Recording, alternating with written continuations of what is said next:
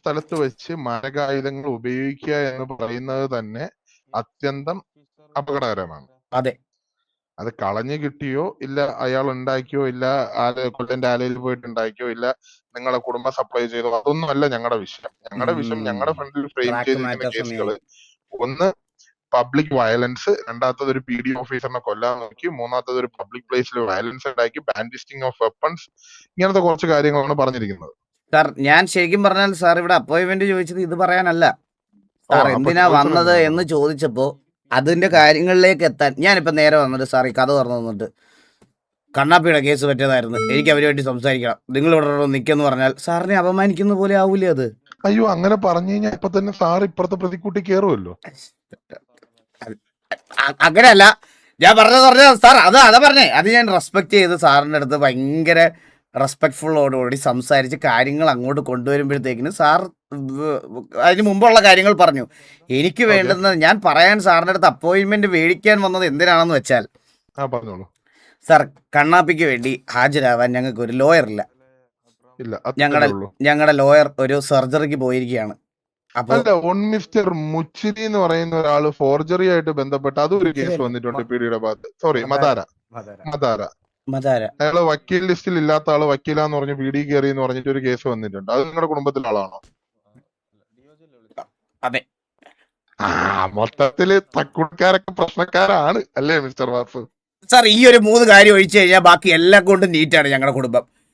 മുതുക്കിൽ ആരെടുത്ത് അന്വേഷിച്ചാലും പറയാം അത്ര തറവാട്ടി പറഞ്ഞൊരു കുടുംബമാണ് ഞങ്ങൾ. സാർ സാർ ഇവിടുത്തെ സാറേ ഒരു പോയിന്റ്, 1 ലിറ്റർ പാല് പാഷാണമാക്കാൻ 1 തുള്ളി ഫൈനയുടെ മതി. സാറ് 3 തുള്ളിനെ പറ്റി പറഞ്ഞൂടെ? ഏത് പറഞ്ഞോളൂ. അത് നിങ്ങളുടെ കുടുംബത്തിലുള്ള ആൾക്കാരാണോ നീഗൻ സ്മിത്തും ചന്ദ്രബോസും? സാർ ഈ 5 എണ്ണം ഒഴിച്ചു കഴിഞ്ഞാൽ നമുക്ക് വേറെ ഒരു പ്രശ്നമില്ല, നമ്മൾ നീറ്റാണ്.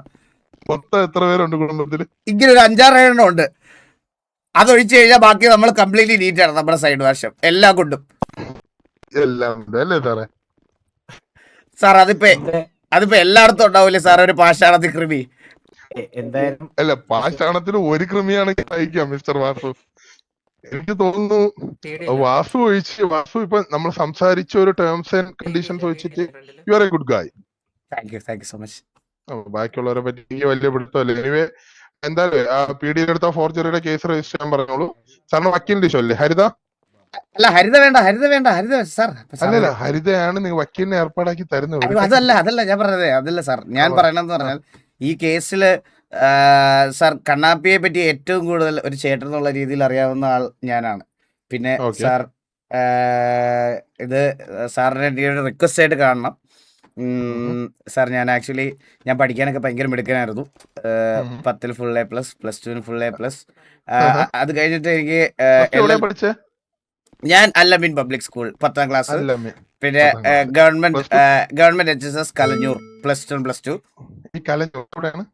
കലഞ്ഞൂർ പത്തനംതിട്ട ജില്ല. അതെ, പുറത്ത്. ഞാൻ പുറത്ത് വിദേശത്ത് പഠിച്ച സ്റ്റുഡന്റ് ആണ്.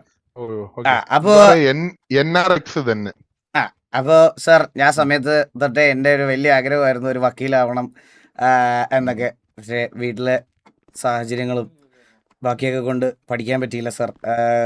എൻ്റെ അച്ഛൻ്റെ ഭയങ്കര ആഗ്രഹമായിരുന്നു. അച്ഛൻ്റെ കണ്ണടയുന്നതിന് മുമ്പ് ഞാനൊരു കേസ് വാദിച്ച് മറ്റേ SC ഓണർ എന്നൊക്കെ പറഞ്ഞ് ഈ കോടതിയിൽ നിന്ന് ഇറങ്ങി വരുന്നത് കാണാൻ. പക്ഷെ അതിനു മുമ്പ് അച്ഛൻ പോയി. അച്ഛൻ മരിച്ചുപോയി. അപ്പൊ പിന്നെ എങ്ങനെയാണ് കണ്ണടയുന്നതിന് മുമ്പുള്ള കാര്യമായിരുന്നു? അതാണ് ഞാൻ പറഞ്ഞു തന്നത് സാർ. ഇതേ ആഗ്രഹം അച്ഛൻ മരിക്കുന്നതിന് മുമ്പ് അമ്മയെ ഫീഡ് ചെയ്ത് കൊടുത്തു. അമ്മയ്ക്കും ഇപ്പൊ ഈ പറയണതുപോലെ അസുഖമാണ്, ഇന്നല്ലെങ്കിൽ നാളെ എന്ന് പറഞ്ഞ് കിടക്കുക. എക്സാംഡിനെ വിളിച്ചിട്ട് ഒരു D ലെവൽ ആംബുലൻസ് വിളിച്ചിട്ട് ആദ്യം അമ്മേനെ കോർട്ടിൽ എത്തിക്കാൻ പറയൂ, എന്നിട്ട് നമുക്ക് അതിന്റെ ബാക്കി കാര്യങ്ങൾ നോക്കാം. അയ്യോ അത് വേണ്ട, വീഡിയോ എടുത്ത്